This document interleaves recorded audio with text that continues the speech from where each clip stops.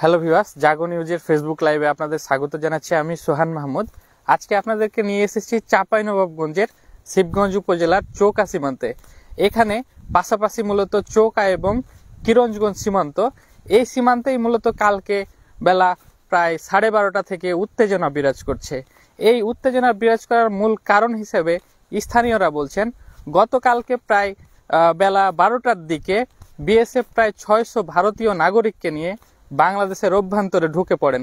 তারা তখন থেকে মূলত বাংলাদেশে বিভিন্ন ধরনের তাণ্ডব চালিয়েছেন, যেমন বিভিন্ন আম গাছ কেটে নিয়ে তারা ভারতে নিয়ে গেছেন।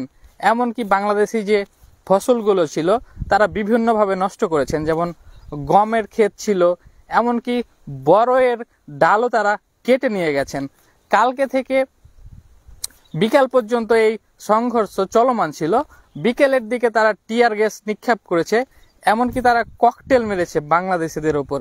এছাড়াও তারা তীর ধনুক দিয়ে বাংলাদেশিদের আহত করার চেষ্টা করেছে। এ সময় বাংলাদেশি প্রায় 30 থেকে 35 জন ব্যক্তি আহত হয়েছেন, যাদের মধ্যে 2-3 জনের অবস্থা খুবই আশঙ্কাজনক। তখন থেকেই মূলত এই সীমান্তে আতঙ্ক বিরাজ করছে। সকাল থেকে আমরা এখানে অবস্থান করছি। আমরা যদি একটু আপনাদের দেখাই, পাশেই হচ্ছে ভারতীয় সীমান্তরক্ষীরা রয়েছেন। এখান থেকে একটু দূর হচ্ছে এই পাশে সীমান্তরক্ষীরা রয়েছেন, বাংলাদেশের অভ্যন্তরে রয়েছেন বিজিবি সদস্যরা। আর এই যে জমিগুলো আছে এগুলো মূলত বাংলাদেশিদের জমি। তারা মূলত এই জমিগুলোতে চাষ করতে আসতে অনেকটাই আশঙ্কা প্রকাশ করছেন।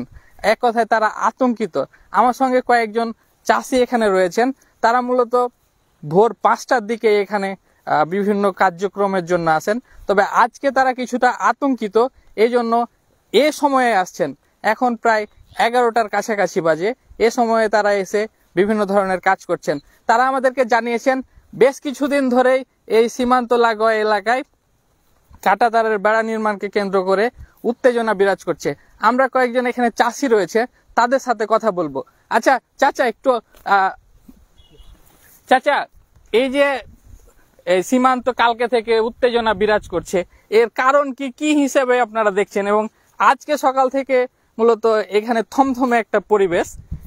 এখন বর্তমান আপনারা বিভিন্ন কাজকর্ম করতেছেন, আপনারা কি মনে হচ্ছে আবার কি ভারতীয় সীমান্তরক্ষী বাহিনী আগ্রাসন চালাবে? বিএসএফ আপনার বেশি হাল্লা করছে, ককটেল মারছে, তীর মারছে। আমার দিকে বিচিপিতে কার্যকর দিবে না, সে মানা করছে। ইন্ডা চাই, বইয়ের গাছ কেটেছে, গহম কেটেছে, রসুন কেটেছে। আচ্ছা, কালকে প্রথম মূলত কিভাবে উত্তেজনা সৃষ্টি হলো? আমাদের উত্তেজনা, আমরা সীমান্ত এলাকায় কাজ করছি, আপনার বিএসএফ আর চাই আইসাই ওরা কিন্তু ঝাঁপে পড়েছে। আমাদের বাংলাদেশের লোক 2-3টা কাজ করছিল, ওরা কালে হাতে ওরা 2-3 জন ওরা পারেনি। ওরা ছিল 100, 200, 500 লোক। আমার দেশে ছিল 7-8টা লোক ছিল, কাজ করছিল। আচ্ছা, আরেকটা আপনাদেরকে যদি বলি আমি, তারা মূলত অভিযোগ নিয়ে এসেছিল যে বাংলাদেশিরা তাদের গম কেটে নিয়েছেন। আসলে কি বাংলাদেশিরা তাদের গম কাটতে গিয়েছেন? না না না, ওরা এটা কাজ করার। আরেকটা বিষয় হচ্ছে, তারা কিন্তু বাংলাদেশিদের অনেকগুলো আম গাছের ডাল কেটে নিয়ে গেছেন, বড়ই গাছের ডাল কেটে নিয়ে গেছেন।